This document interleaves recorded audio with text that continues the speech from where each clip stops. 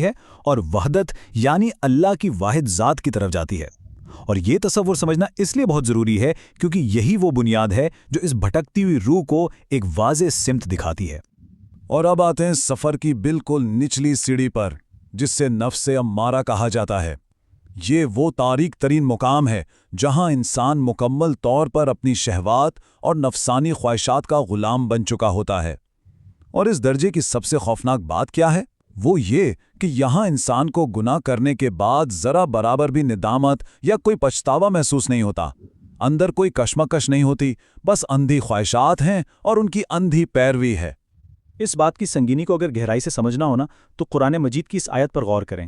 سورہ یوسف کی اس آیت میں بالکل واضح الفاظ میں بتا دیا گیا ہے کہ نفس امارہ کی تو فطرت ہی یہی ہے کہ وہ مسلسل برائی کا حکم دیتا ہے۔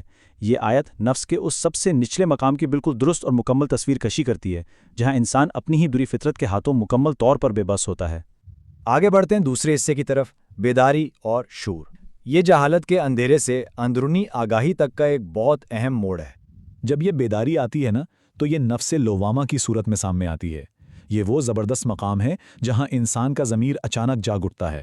اب ہوتا یہ ہے کہ جب انسان سے کوئی گناہ سرزد ہوتا ہے تو وہ پہلے کی طرح بے حس نہیں رہتا، بلکہ اس کا اپنا ضمیر اسے ملامت کرنے لگتا ہے۔ اندر ایک احساس جرم پیدا ہوتا ہے۔ اب بظاہر تو یہ ایک تکلیف دہ اندرونی کشمکش لگتی ہے، لیکن اصل میں یہ کوئی سزا نہیں ہے، بلکہ یہ تو ایک بہت بڑی روحانی بیداری ہے، توبہ اور خود کو سدھارنے کی طرف اٹھنے والا پہلا اور شاید سب سے اہم قدم۔ ضمیر کی اس بیداری اور احساس جرم کی طاقت کا اندازہ آپ اس ایک بات سے لگائیں کہ اللہ تعالیٰ نے قرآن کی سورہ القیامہ میں اس نفس کی باقاعدہ قسم کھائی ہے۔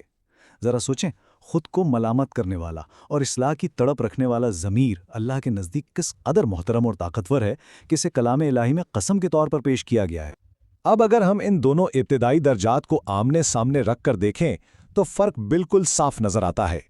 ایک طرف وہ نفس امارہ ہے جہاں ندامت بالکل صفر ہے اور انسان مکمل طور پر خواہشات کی زنجیروں میں جکڑا ہوا ہے، اور دوسری طرف نفس لوامہ ہے جہاں ضمیر کی آواز بیدار ہو چکی ہے، ندامت ہے اور کچھ بہتر کرنے کی جستجو ہے۔ یہ تقابل ہمیں دکھاتا ہے کہ روح کا اصل ٹرننگ پوائنٹ کیا ہوتا ہے۔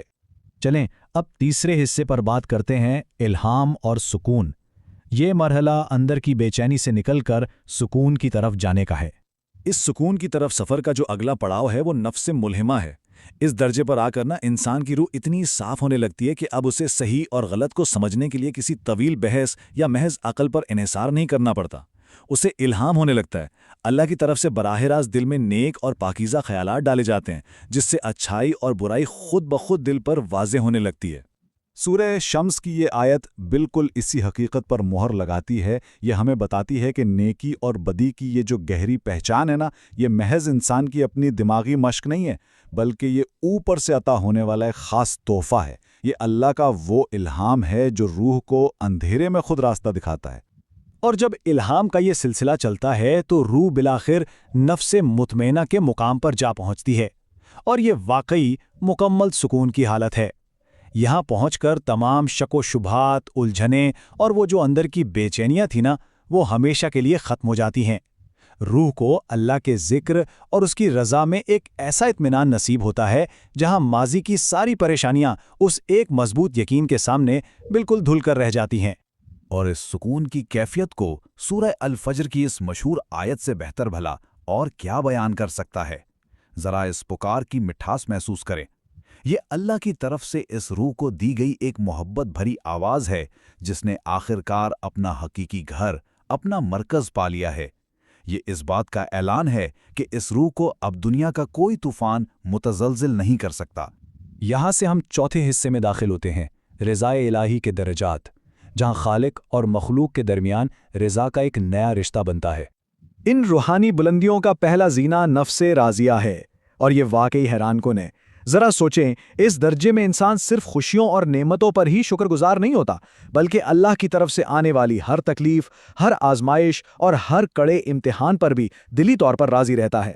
اس مقام پر دل میں خدا سے کوئی شکوہ، کوئی شکایت باقی نہیں رہتی۔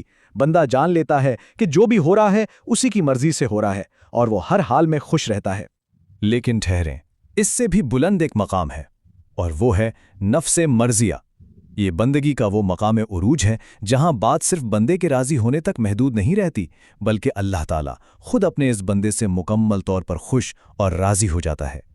سچ پوچھیں تو یہ رونگٹے کھڑے کر دینے والی حقیقت ہے کہ اس پوری کائنات کا خالق ایک انسان سے پوری طرح راضی ہو جائے۔ اور ذرا سورہ الفجر کی اس آیت کی خوبصورتی پر غور کریں۔ یہ ایک ہی آیت نفس راضیہ اور نفس مرضیہ دونوں مقامات کو کس کمال خوبصورتی سے ایک ہی دعوت میں پرو دیتی ہے۔ تو اس سے راضی ہے اور وہ تجھ سے راضی ہے۔ یہ ایک ایسی بے عیب اور مسحور کن الہی دعوت ہے جو محبت اور رضا کے اس عظیم ترین رشتے کو لفظوں میں بیان کر دیتی ہے۔ اور اب ہم اپنے آخری اور 5ویں حصے کی طرف آتے ہیں، کامل نفس اور وحدت، یعنی اپنی مرضی کا مکمل طور پر مٹ جانا۔ اس طویل اور کٹھن سفر کی جو آخری اور 7ویں منزل ہے اسے نفس کاملہ یا صافیہ کہا جاتا ہے۔ یہ وہ انتہائی خاص مقام ہے جو انبیاء اور کامل اولیاء کو نصیب ہوتا ہے۔ یہاں آ کر کیا ہوتا ہے؟ انسان کی اپنی کوئی انفرادی مرضی، کوئی ذاتی خواہش سرے سے باقی ہی نہیں رہتی۔ انسانی ارادہ مکمل طور پر ختم ہو کر الہی ارادے میں ضم ہو جاتا ہے۔